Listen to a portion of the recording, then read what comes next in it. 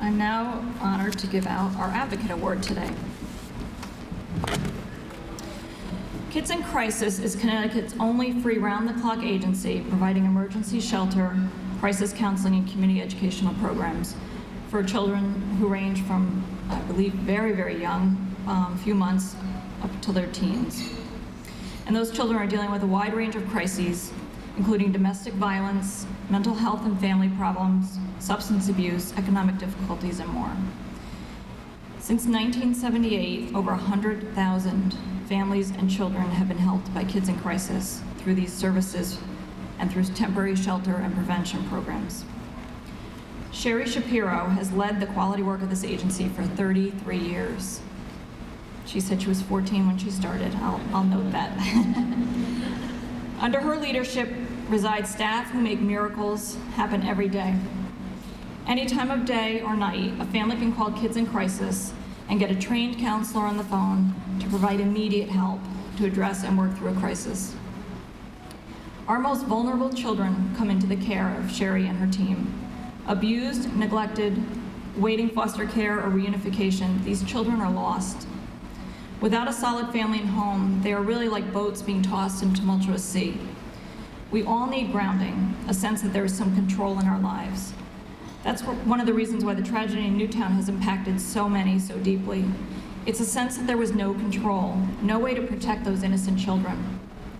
Now imagine you are the child whose life has been ripped away from you. You land in a home that is not your own, and yet you must continue with a new school, manage your emotions, learn the new rules, and be without the parents who were supposed to protect you.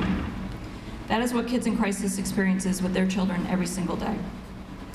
We are honoring Shari and her organization for all the great work they do every day.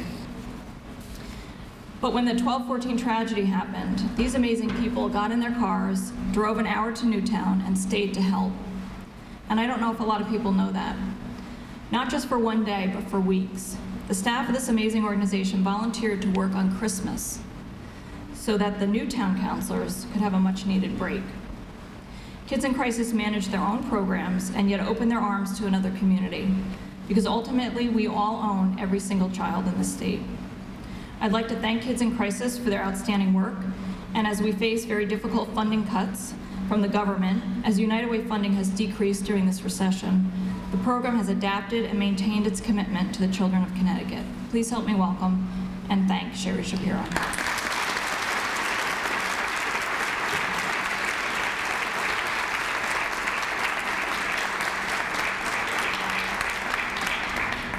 Thank you. Thank you, Kim.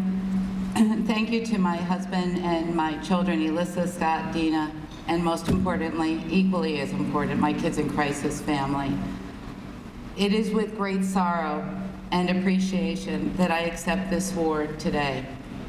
I accept it in memory of the 26 precious lives lost on December 14th, and on behalf of the 38 members of the Kids in Crisis family who donated hours upon hours, day after day, to help children and families directly impacted by the massacre.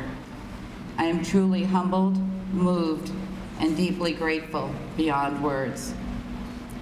Following that tragic day in Newtown, Kids in Crisis was among the first responders. Kids in Crisis clinicians, past and present, dedicated themselves to those that had suffered this unfathomable tragedy.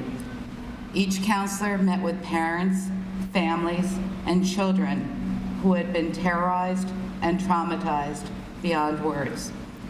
We saw children who had been in the classrooms at Sandy Hook that morning. Parents who waited, panic-stricken, to find their children, and families who suffered the tragic loss of a child. Their sense of reality had been turned completely upside down. They could not calm themselves or find a sense of safety. Parents sought desperately to provide support for their children while feeling frozen in their grief and fear themselves. But Kids in Crisis counselors were there. Families were met with love and comfort, wise counsel, and the professional skill that would be an anchor in a sea of trauma and devastation and assist them to find their way. While I consider the Advocate Award to be an incredible honor, I also believe it is one steeped in huge responsibility. An advocate for children is someone who fights for the safety and well-being of children, for all children. It is our duty, collectively, as advocates, to be the voice for children who cannot speak and for those who are not heard.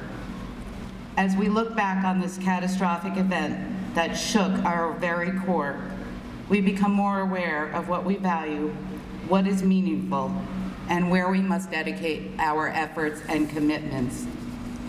As we have lunch here today in the company of one another, I ask that we use this opportunity to band together in pursuit of one mission: the safety and well-being of our children. At this critical time, when families throughout all of our communities continue to struggle in the wake of this tragedy, we must be there for our children. Whether we are traditionally allies or have opposing views, we must put our differences aside and join together in a partnership for this mission. We must realize that children come first. We must recognize that children count on us, and that is an intense responsibility. Thank you.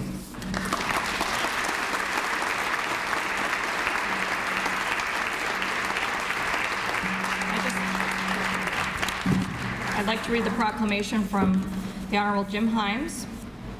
It's a certificate of special recognition presented to Shari Shapiro, recipient of the Advocate Award, for her dedication to improving the lives of countless individuals and families in the greater Stamford community.